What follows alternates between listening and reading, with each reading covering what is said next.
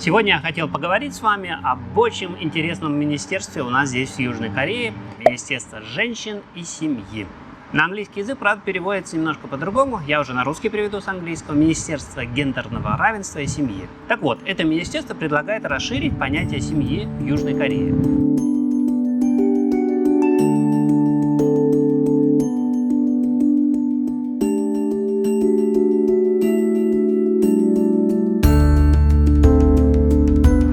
Здравствуйте, меня зовут Андрей, я профессиональный гид в Южной Корее, и на своем канале я вас знакомлю с неочевидными местами и необычными подробностями бытия страны утренней свежести. Сегодня мы с вами поговорим о Министерстве женщин. Возвращаясь к названию, Министерство женщин или все-таки Министерство гендерного равенства. Появилось оно в 2001 году из комитета, который подчинялся непосредственно администрации президента Южной Кореи, то есть подняло свой статус. Потом оно несколько раз при различных администрациях меняло свое название. То Министерство женщин и семьи, то Министерство женщин, то Министерство женщин и семьи, то Министерство женщин. Как видите, никакого гендерного равенства здесь нет. Так вот, это министерство собирается расширить понятие, что такое семья. Как вы помните, после гендерного равенства либо пола у них стоит еще слово «семья», «каджок» корейское. Имеется в виду, во-первых, семьи, состоящие из одного человека. То есть, точнее, даже, наверное, не семьи, а хозяйство, да, household, мы бы по-английски сказали. И семьи, в которых живут муж и жена, не расписавшись, гражданский брак. Вот эти два понятия министерство предлагает внести в официальное расширенное понятие «семья». Немножко отдалившись, так сказать, в прошлое, мы можем выяснить, что Корея совсем недавно стала такой передовой страной и в плане технологий, и в плане социального развития. То есть до недавнего времени в Корее считалось жить вне семьи мужчине и женщине фу-фу-фу. Традиционно в Корее считалось, жизнь вне брака – это неправильно. Если вы хотите жить вместе, мужчина и женщина, если хотите воспитывать детей, то вы должны пожениться и замуж выйти.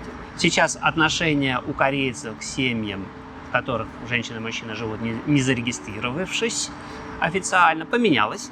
Уже в значительной мере на них не смотрят искоса, но, тем не менее, государственные плюшки, которые распространяются на официально зарегистрированные браки, не распространяются, соответственно, на браки, не зарегистрированные официально. Недавно Министерство по делам женщин и семьи, или гендерного равенства и семьи, выпустило специальный доклад, в котором обосновывает вот эту необходимость расширения понятия семьи. Красной ниткой его все 96 или 94 страницы пронизывает. Главное что? Чтобы жили вместе и заботились друг о друге. Тут мы вместе с министерством вступаем на достаточно скользкую дорожку. О, военный самолет над нами летает. Тут недалеко Сеульский аэропорт находится. Ушлые журналисты тут же задают министру по делам семьи и гендерного равенства вопрос: а понятие однополые семьи случайно вы не хотите включить вот это расширенное толкование понятия семья? Нет, говорит она, это другое. Почему другое?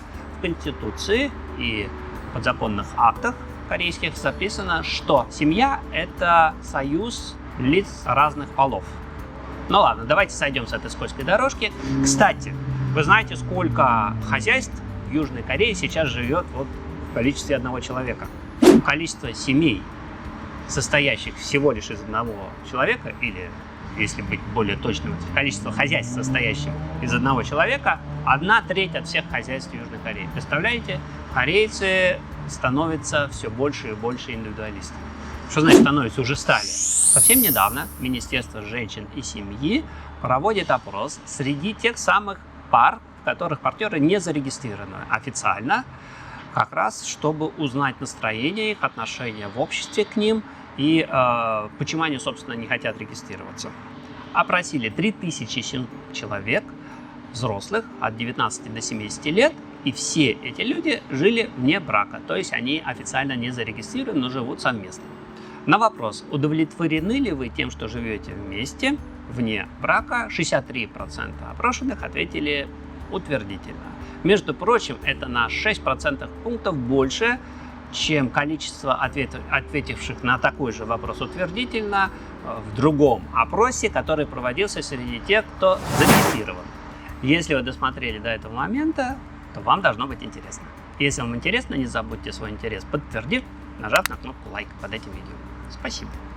На вопрос, почему же вам так приятно жить в Песте, не расписавшись, в скобочках заметим, 89% ответили, что испытывают чувство эмоциональной близости и стабильности отношений. 83% сказали, что экономия имеет важное значение. Дело в том, что когда вы живете совместно, вы платите за одну квартиру, а не за две, если бы вы жили отдельно, правильно? Поэтому вы экономите значительно. 75% опрошенных оценили тот факт, что родители значительно меньше капают на мозги по поводу «а когда же вы ребеночка-то заведете?». В Корее, естественно, мамы, папы, дедушки, бабушки преследуют молодых, давайте быстрее рожайте кого-нибудь нам. Хотят того молодые или нет.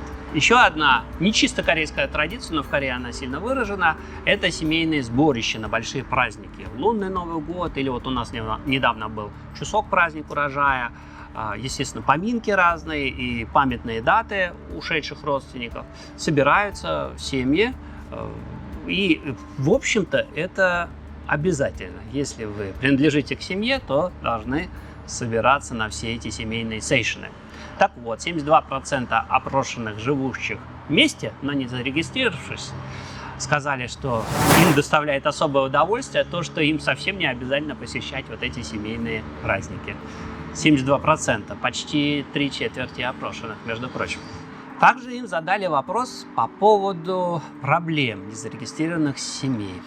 50% сказали, что предрассудки социальные еще остались, и на них зачастую искоса смотрят соседи, родственники и знакомые, если они живут не зарегистрировавшись. Также 50% сказали, что они исключены из программ помощи государства семьям, потому что они не относятся, так сказать, к официальным семьям. Например, та же самая ипотека. Кроме того, если вы живете не зарегистрировавшись, то вы не являетесь официальным опекуном вашего партнера. Отсюда следующие проблемы. Дети. Вот есть у одного ребенок, он никак не может считаться ребенком второго партнера, если они не зарегистрированы. Поэтому проблема даже, вот, например, в детский садик отвезти. Если дочка мамина, то папа, не зарегистрированный с мамой, не сможет отдать или забрать из садика ребенка. Он не является официальным опекуном. Второе. Не дай бог, один из партнеров умрет. Тогда заботами о его похоронах не сможет заниматься второй оставшийся в живых партнер. Третье. Вы знаете, корейцы очень любят заботиться о больных. То есть, если попадает кто-то в больницу, то родственники обязательно тоже там на раскладушечке или на специальных диванчиках, которые больница предоставляет, как правило, или хоть на коврике, спят вместе, живут вместе вот с этим самым больным, чтобы ему не было там грустно и одиноко. Так вот, родственники. Если вы не являетесь официальным родственником, то больница вам может отказать. Кстати, палаты могут быть многоместные, все равно родственники на коврике-то спят вместе. Интересная такая традиция корейцев, правда? Из опрошенных 40-50-летние, то есть те, кто постарше, старшее поколение, они говорят, что им нравится жить без обязательств. То есть вы в любой момент можете этот свой контракт с партнером прекратить и разбежаться. Постарше. Более такие либеральные взгляды. А вот молодые как раз, они живут совместно не расписавшись, с расчетом на то, что попозже, потом они все-таки вступят в законный брак. Получается, молодые корейцы более консервативные в этих вот незарегистрированных семьях, чем старшего возраста. Дайте я вам вопрос тоже задам. Что для вас семья? Вы с передовым министерством женщин и семьи Южной Кореи? Или у вас какие-то свои мнения на этот счет? Пишите, пожалуйста, в комментариях. Буду благодарен.